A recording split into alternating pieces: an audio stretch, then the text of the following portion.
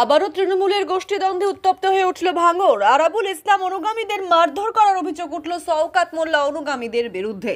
ঘটনাটি ঘটেছে দক্ষিণ 24 পরগনা জেলার ভাঙড় হাতিশালা থানার কাঁটাতলা উত্তরপাড়া এলাকায়।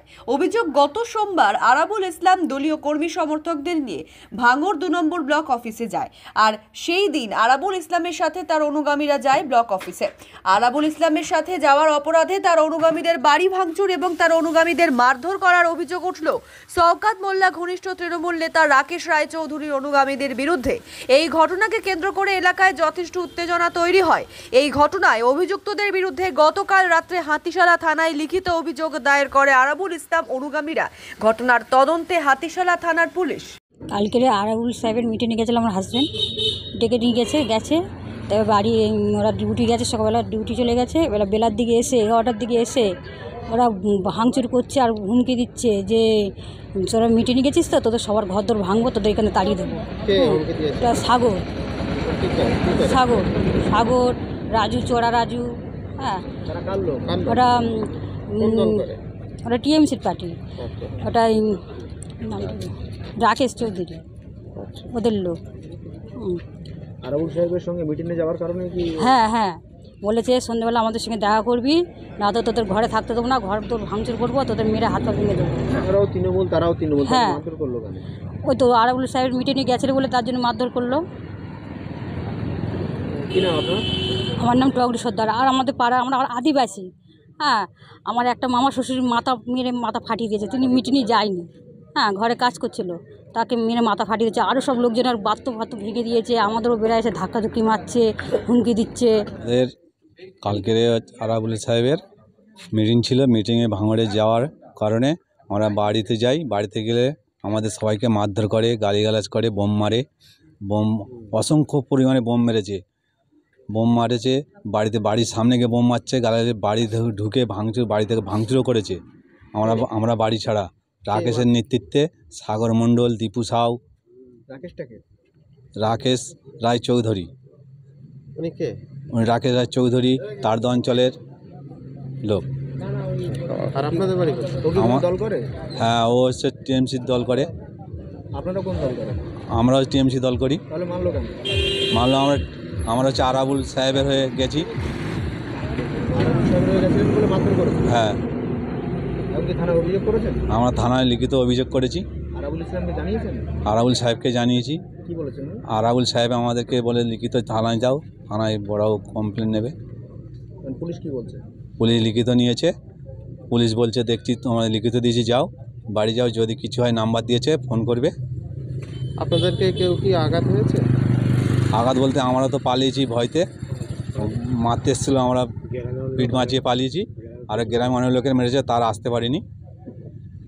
কতজনকে মেরেছে? অনেক কজন, 5-6 জনের, 7-8 জনের মেরেছে। একজনের মাথা ফাটিতে যাচ্ছে, ছবি আছে আমাদের কাছে। ক্ষয়ক্ষতি করেছে? আরাবুল সাহেবের মিটিংয়ে যাওয়ার পর বাড়ি আসলাম। বাড়ি এসে বেলায় 8টা-9টার দিকে ওরা প্রচুর বোম মেরেছে, বোম মেরে গালাগালি করছে। আমরা এই আতঙ্কেতে আমরা বাড়ি ছেড়ে পালিয়ে গেছি। পালিয়ে যাওয়ার ক্ষেত্রে আজকের দুপুরবেলা 10টার দিকে আমার বাড়ি ঢুকিয়ে চেয়ার সব ভেঙে তছনছ করে দিয়েছে। আবার বলছে বাড়ি আইলে মার্ডার করে দেবো। আগের বারে মীমাংসা করে বাড়ি তুলেছি, এবারে শালা বাড়ি তুলতেই দেবো না, উঠতে দেবো না।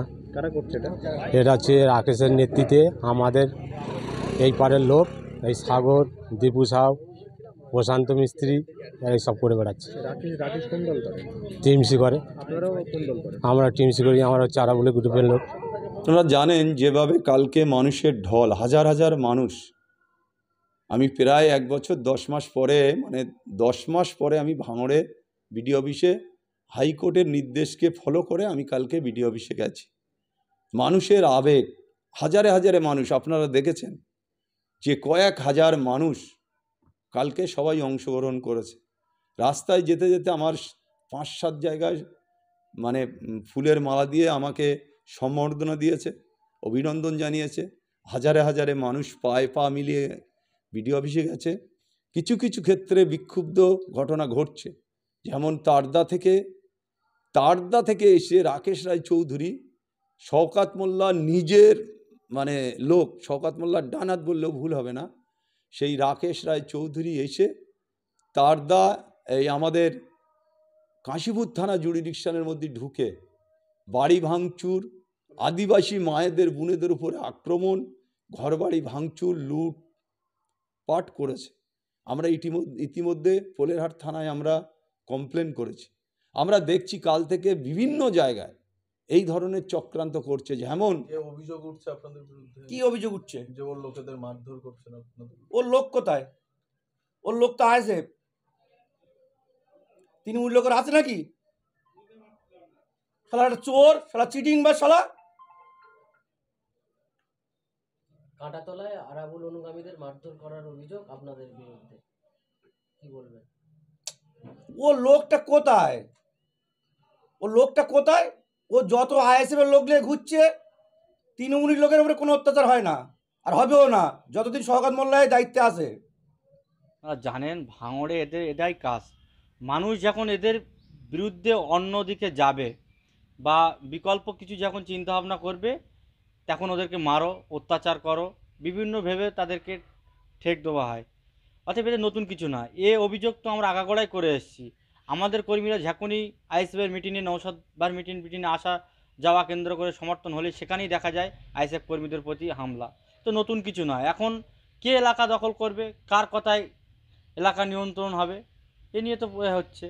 অতএব যারা আক্রান্ত হচ্ছে তাদেরকে বলবো ওই সমস্ত দল করে আর লাভ নেই। নিজেদের স্বাধীনতা বজায় রাখতে, এলাকার উন্নয়নের শান্তি ফেরাতে আইএসএফে ফিরে আসুন, আইএসএফ করুন, এলাকার শান্তি বজায় থাকবে, উন্নয়ন হবে সার্বিক।